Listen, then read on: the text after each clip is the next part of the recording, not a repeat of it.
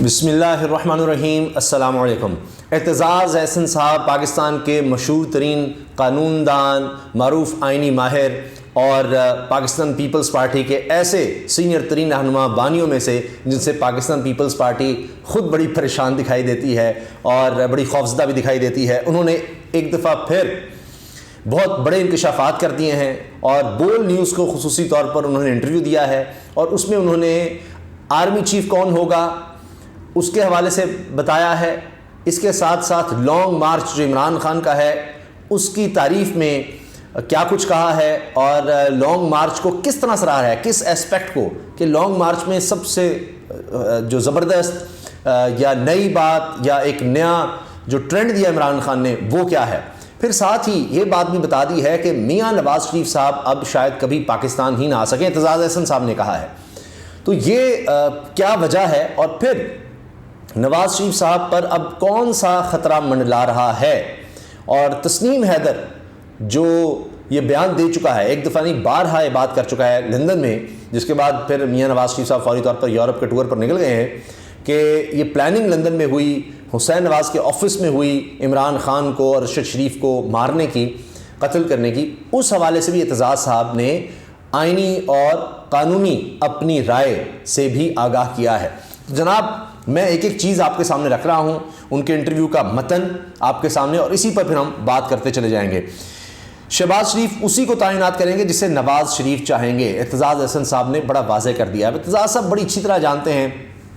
शरीफ ख़ानदान को, लाहौर से इनका ताल्लुक़ है, ज़मान पार्क में इमरान खान साहब के हमसाए भी हैं, दोस्त भी हैं, और जिस तरह से इमरान खान पर कातिलाना हमला हुआ उसकी FIA दर्ज ना हुई, उसके बाद जाकर एतजाज़ एहसन साहब मिले भी हैं इमरान खान साहब से, तो उस पर भी उन्होंने बात की है कि तो हक़ होता है जिस पर भी मुद्दई जिस तरह से है वो जिस पर इल्ज़ाम लगाए या वो कम से कम FIA में तो आना चाहिए। तो उस वक्त भी इमरान खान साहब की हिमायत की। उससे पहले भी अरशद शरीफ साहब की शहादत पर एतजाज़ एहसन नहीं थे जिन्होंने कहा कि जी मुझे एक्सपर्ट एक दे दें और लैपटॉप वगैरह मेरे पास आ जाए तो मैं 10 दिन में बता सकता हूँ कि पीछे कौन है। अब तस्नीम हैदर तो ये कहता है कि जी उसकी इतलात के मुताबिक वो लैपटॉप लंदन चला गया है, सारा कुछ वहाँ पर चला गया है, और नासिर भट्ट जिनके साथ अब नई नई वीडियोज़ बेतकल्लुफ़ी वाली वीडियोज़ आ रही हैं, वो नासिर भट्ट जो कहता है जी मैं जानता नहीं इसको, तो कहते हैं तस्नीम हैदर कहता है कि जी नासिर भट्ट ने कहा कि जी उसको तो हमने लगा दिया है, मैं उस पर लगा अरशद शरीफ पर, उसका तो मैंने काम ख़त्म कर दिया है,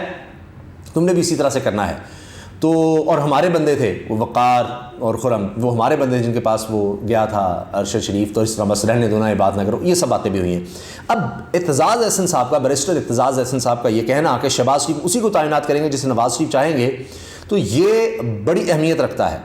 और वो इसलिए कि अब आप जानते हैं कि जरदारी साहब ने मुलाकात की है शहबाज शरीफ से, वो अपना नाम देना चाह रहे हैं, वो समझा रहे हैं कि तुम्हारे भाई ने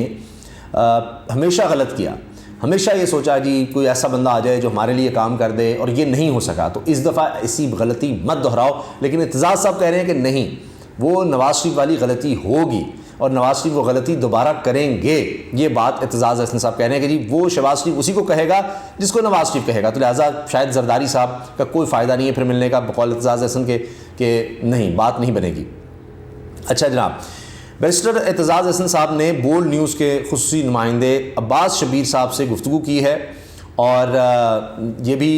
एक यानी इत्तेफाक हुस्न इत्तेफाक है कि उस वक्त मैं भी मौजूद था ट्रांसमिशन में जब ये बात हो रही थी, और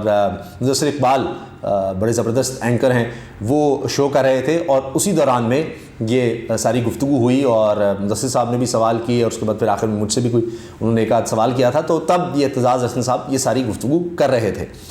तो जनाब ये बात की एतजाज़ साहब ने कि लंदन में तस्नीम हैदर ने साजिश का इंकशाफ किया है। तस्नीम हैदर के मुताबिक नवाज़ शरीफ ने कत्ल की साजिश की। तस्नीम हैदर के मुताबिक हसन नवाज़ के दफ्तर में साजिश हुई। तस्नीम के बयान की रोशनी में पाकिस्तान में मुकदमा दर्ज हो सकता है।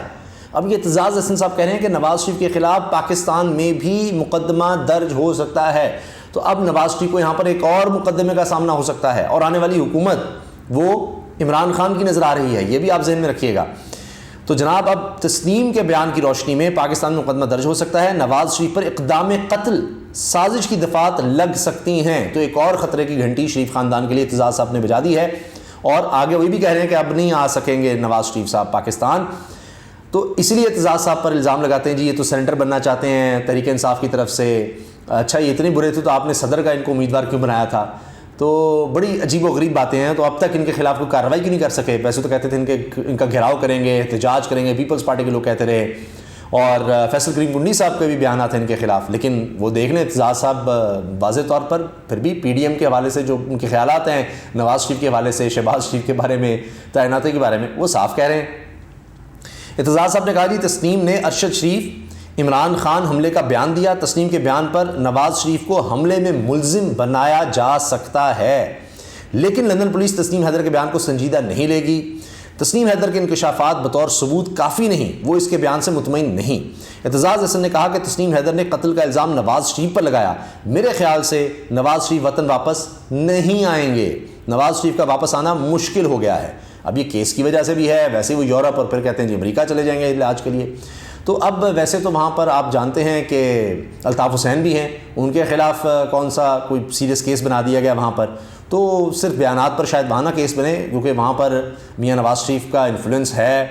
اور وہ دیوالی کا کیک کاٹنا, کیونکہ اب وہاں پر وزیر اعظم بھی لندن میں ہندو وزیر اعظم ہیں, تو اس کے بعد ان کے بیٹے بھی انفلوئنس رکھتے ہیں, ظاہر ہے وہاں بھی جو ممبر ہوتے ہیں پارلیمنٹ کے ان کو بھی فنڈنگ وغیرہ تو ہوتی ہے, تو یہ سب وہاں بھی چلتا ہے. تو خیر اعتزاز احسن نے کہا کہ تسنیم حیدر نے قتل کا الزام نواز شریف پر لگایا, میرے خیال سے نواز شریف وطن واپس نہیں آئیں گے, نواز شریف کا واپس آنا مشکل ہو گیا ہے. انہوں نے کہا کہ پاکستان میں ایک طرف رانا ثناء اللہ اور دوسری طرف عمر سرفراز چیمہ ہیں. اچھا یہ بھی بتا دیا کہ وہاں پر جو مین کھلاڑی آپ کہہ لیں پی ڈی ایم کا بڑا خوفناک خطرناک کھلاڑی ہارڈ ہٹر, وہ اگر رانا ثناء اللہ ہے تو ادھر سے کون ہے؟ عمر سرفراز چیمہ. اور اعتزاز صاحب کے بقول عمر سرفراز چیمہ نے 10 دن گورنرشپ میں اپنی صلاحیتیں دکھائیں, 10 دن کے اندر اس نے صلاحیتیں دکھا دیں, ناکو چنے چپا دیے, بڑی مشکل ڈال دی تھی جناب, حلف نہیں ہو رہا جی, بیٹا جان کا, ولی عہد کا, حمزہ شہباز صاحب کا, وہ بڑا مسئلہ بنا ہوا تھا. اب بھی آپ دیکھیے کہ بطور مشیر داخلہ پنجاب عمر سرفراز چیمہ نے ہی کہا تسنیم حیدر کا ہم بیان لے رہے ہیں, اس کو شامل تفتیش کر رہے ہیں, جے آئی ٹی میں آنا پڑے گا, نون لیگ کی لیڈرشپ کو جے آئی ٹی میں آنا پڑے گا, نوٹسز جا رہے ہیں کہ جے آئی ٹی میں آؤ. پھر میاں جاوید لطیف ہوں, چاہے مریم عمر صاحبہ ہوں, وہ پی ٹی وی پر جو کچھ نشر کیا گیا عمران خان کے خلاف, وہ مذہبی کارڈ کھیلا گیا, اس میں بھی کیس چل رہا ہے. دیگر آپ جانتے ہیں جس نے عمران خان کو دھمکی دی قتل کرنے کی, حفظ آباد میں کہا, جہاں پر عطا تارڑ بھی موجود تھے اور دیگر قائدین بھی نون لیگ کے موجود تھے کہ جی ہمیں لیڈرشپ کہے تو میں خود ماروں گا, میں جس نے اس پر حملہ کیا اس کو وکیل بھی کر کے دوں گا اور تم بچو گے نہیں, اس طرح کی بات کی تھی, وہ بھی گرفتار ہوا. تو پھر بہرحال چیمہ صاحب کی ایسی تو تعریف نہیں کر رہے اعتزاز صاحب, اور اسی لیے کہہ رہے ہیں کہ وہ رانا ثناء اللہ اگر ادھر ہے تو ادھر سرفراز چیمہ ہے, یعنی کپتان کا یہ کھلاڑی بھی ہے. حقیقی آزادی مارچ کے حوالے سے انہوں نے کہا کہ عمران خان نے لانگ مارچ کو نیا رنگ دیا ہے. اب اعتزاز صاحب کے سامنے پوری پاکستان کی تاریخ ہے, لانگ مارچز ہیں, بکلا تحریک کو انہوں نے چلایا, تو یہ سب چیزیں اعتزاز صاحب کے سامنے ہیں, اور وہ یہ کہہ رہے ہیں کہ حقیقی آزادی مارچ کے حوالے سے عمران خان نے لانگ مارچ کو نیا رنگ دیا ہے. تو عمران خان سچا تھا جب وہ کہتا تھا کہ اب یہ لانگ مارچ اس طرح نہیں میں کروں گا 25 مئی کو کہ تم نے عورتوں اور بچوں پر ظلم کیا, رانا ثناء اللہ جس نے 4414 کا ہم نے چھاپے مارے ہیں, اور گرفتاریاں اور عورتوں پر ظلم اور پتہ نہیں کیا کیا ریڈز اور کیا کچھ نہیں کیا,